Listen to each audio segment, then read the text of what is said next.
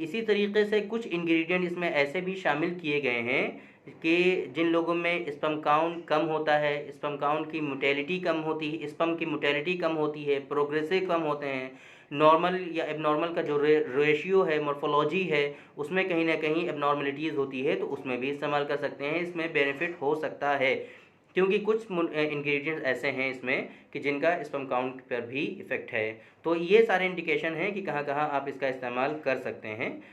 जैसे कि मैंने आपको बताया कि सेक्सुअल डिसऑर्डर में अगर हम देखें तो इरेक्टाइल डिस्फंक्शन, प्रीमेच्योर एजाकुलेशन, ज़ोफेबा और इसी तरीके से ओलिगोस्पर्मिया, एज़ोस्पर्मिया। फिर मैं आपको बताऊंगा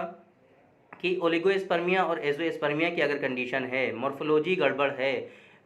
कहीं ना कहीं स्लगिश हैं, नॉन मोटाइल ज़्यादा है, मोटेलिटी कम है स्पर्म काउंट की, तो उसके लिए मैंने आपको बताया है कि स्पर्मोजेनिक जो हमारा रिसर्च प्रोडक्ट है स्पर्मोजेनिक, आप उसका इस्तेमाल करें, इंशाल्लाह उससे बहुत ज़्यादा फ़ायदा होगा। स्पर्मोजेनिक का ख़ास फ़ायदा यही है कि उसका इफ़ेक्ट स्पर्म काउंट पर है। स्पेशली ड्रग वो जो है स्पर्मोजेनिक, वो सिर्फ़ और सिर्फ स्पर्म काउंट के लिए ही बनाई गई है, उसी के लिए रिसर्च करके ये बनाया गया है। तो अगर इस तरह की परेशानी आपको है कि स्पर्म काउंट कम है,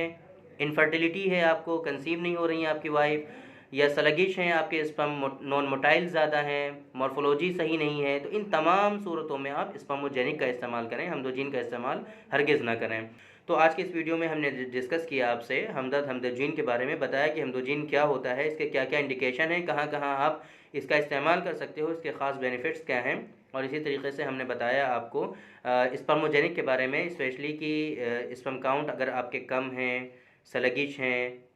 या नील हैं, इसी तरीके से वेरिकोसील है, उसकी वजह से आप स्पर्म काउंट आपके नील हैं, तब भी आप इसका इस्तेमाल कर सकते हो।